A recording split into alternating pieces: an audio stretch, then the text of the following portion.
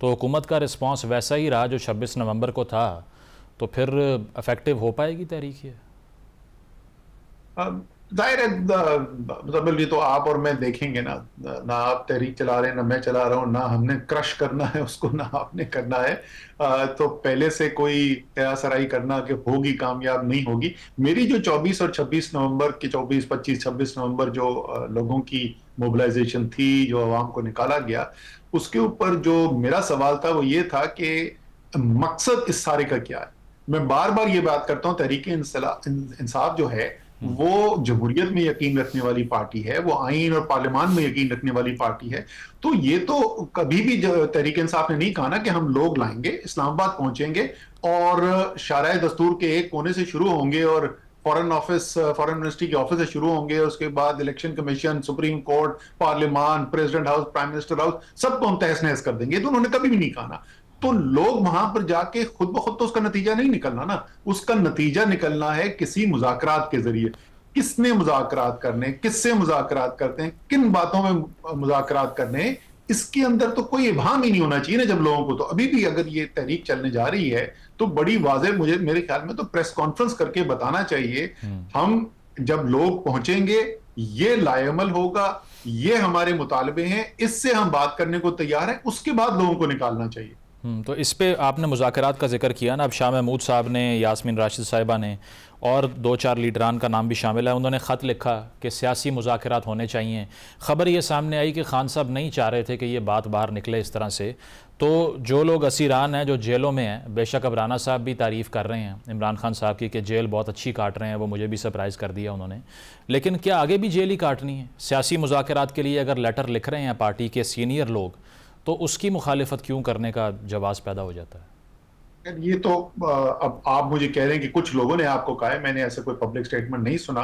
और मेरे ख्याल में वो जो खत लिखा है शाह महमूद कुरैशी साहब हैं, यास्मीन राशिद, मियां महमूद रशीद, उमर सरफराज चीमा, एजाज चौधरी, इन सब लोगों ने मिलकर जो खत लिखा है उसके अंदर बहुत वजन है। और आपको पता है, आपके टेलीविजन प्रोग्राम पे मैं कुछ 2 साल से यही बातें कहता रहा हूं। आपको बिल्कुल मुज़ाकरात के जरिए हल निकालना पड़ेगा और उस मुज़ाकरात के लिए आपको सियासी पार्टीज के साथ भी बैठना होगा। तो बिल्कुल उन्होंने जो खत लिखा है, उस खत की अहमियत को तहरीक इंसाफ को तस्लीम करना पड़ेगा। ये कौन लोग हैं जो ये खत लिख रहे हैं? ये वो लोग हैं जिन्होंने सबसे ज्यादा भारी कीमत अदा की है इमरान खान और बुशरा बीबी के साथ साथ। तो इनकी बात को जो है वो रद्द नहीं किया जा सकता। अच्छा, और अब वाहिद फोर्ट्रेस जो पीटीआई का है वो पख्तूनख्वा है, और वहाँ पर भी अब ख्वाजा आसिफ साहब ने भी ये बात की कि उनको लगता है कि जो अपोजिशन की पार्टियां हैं वो कोई पॉलिटिकल चेंज लेके आ जाएंगी। अमीर मुकाम साहब कह रहे हैं सियासत में कोई चीज़ हरफ आखिर नहीं होती, 20-22 लोगों की वफादारियाँ तब्दील होने का सिर्फ इंतज़ार करना है। अगर वो भी ले लिया जाता है तहरीक इंसाफ से, तो इसके इम्प्लिकेशंस क्या होंगे? इसकी इम्प्लीकेशन जो है ना वो बहुत ही संगीन होंगी। मेरे ख्याल में पिछले 2 साल के अंदर जो फैसले किए गए हैं उनमें से सबसे बेहतर ये फैसला था कि खैबर पख्तूनख्वा के अंदर स्पेस दी जाए तहरीक इंसाफ को सियासत करने की। उनकी हुकूमत भी बनने का मौका जो है वो उनको दिया गया। ज़ाहिर सपोर्ट तो बेतहाशा थी, लेकिन सपोर्ट तो दूसरे सूबों में भी थी। खैबर पख्तूनख्वा की एक ख़ास नौइयत है, एक हसास नौइयत है, एक वहाँ का सूबे का मिजाज है, वहाँ की जो तारीख रही है पिछले मैं कहूँगा 20 साल से ज्यादा, बल्कि तकरीबन 4 दिहाई जब से अफगानिस्तान की सूरत हाल पैदा हुई है, जब से, उस सबको सामने रखते हुए आप किसी सूरत में पाकिस्तान की रियासत के ये के लिए कोई अच्छी चीज नहीं होगी कि वहां के पर भी एक शदीद किस्म का रद्द अमल पैदा हो। और इसलिए जैसे मैंने कहा, मेरे ख्याल में वो अच्छा फैसला था कि अगर वहां पर वोट पड़ रहे हैं तो वो पढ़ने दिए जाएं और गिनती भी करने दी जाए, हुकूमत भी बनने दी जाए। मेरे ख्याल में बहुत ही खराब फैसला होगा और संगीन नताइज वाला फैसला होगा। अच्छा, आप भी पॉलिटिकल सर्कल्स में उठते बैठते हैं, ये जो सदर पाकिस्तान को हटाए जाने के हवाले से स्पेकुलेशन हो रही है, 27वीं तरमीम आ जाएगी, गवर्नमेंट के पास 2 तिहाई अक्सरियत है, अब नई लेजिस्लेशंस आएंगी जो निज़ाम ही तब्दील कर देंगी, कितनी सदाकत है इनमें? पता नहीं, सदाकत तो पता नहीं, लेकिन हाँ, सुनने को बिल्कुल मिलता है सियासतदानों से। ये जरूर सुनने को मिलता है कि ये सब कुछ जो आपने कहा वो हो रहा है। मैं नौजवानों को भी कहता हूँ, सियासतदानों को भी जो है पाकिस्तान की तारीख से सबक हासिल करना चाहिए।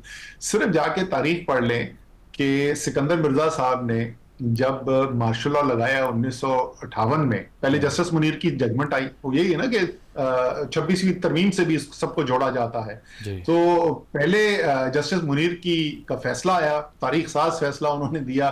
उस फैसले की जी नहीं, मौलवी तमीजुद्दीन खान केस जो है वो पहले, अच्छा नहीं मौलवी तमीजुद्दीन खान केस पहले था। ये कामयाब रेवोल्यूशन वाला जो उन्होंने फलसफा पेश किया, तो वो उसकी बुनियाद के ऊपर वहां पर फैसला आने के बाद जब सिकंदर मिर्जा साहब ने कहा कि जी अब तो क्योंकि अदालत ने हमें खुली छुट्टी दे दी है, उन्होंने कहा मार्शल लॉ लगाओ, उन्होंने मार्शल लॉ लगा दिया। उसके बाद 24 घंटे चले थे वो।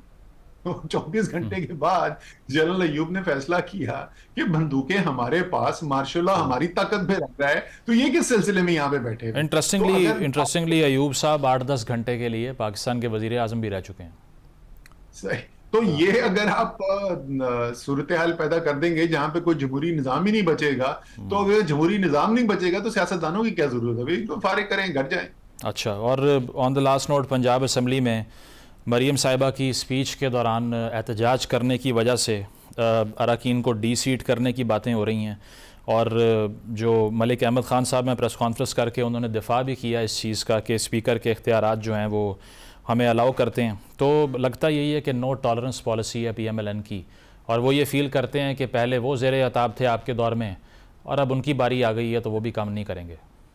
नहीं, माजरत के साथ खुदा का होगा यार, That's what they believe in. It's not ऐसा coming from कौन सा था उनके ऊपर। भाई हम वहां पे खड़े होते थे, आपको पता है कि असेंबली के अंदर सीट, प्राइम मिनिस्टर की सीट थी, उसको शाह महमूद कुरैशी बैठते थे, उसको मैं बैठते थे, हमारे तो सामने 10 फुट सामने हो रहा होता था ना, सारी ऑपोजिशन वहां पे जमा हुई भी होती थी, ज्यादातर जाहिर है उसमें मुस्लिम लीग नून के लोग होते थे, पर्चियां फाड़ फाड़ के इमरान खान के ऊपर फेंकी जा रही होती थी, ये वजीर आला है, वो वजीर आजम थे, और जो नारे वहां पे लगाए जा रहे थे वो टेलीविजन के ऊपर आप दोहरा भी नहीं सकते, वो जुबान इस्तेमाल की जा रही होती थी। इसको वहां से किसकी रुकनीत मुअत्तल की गई यार?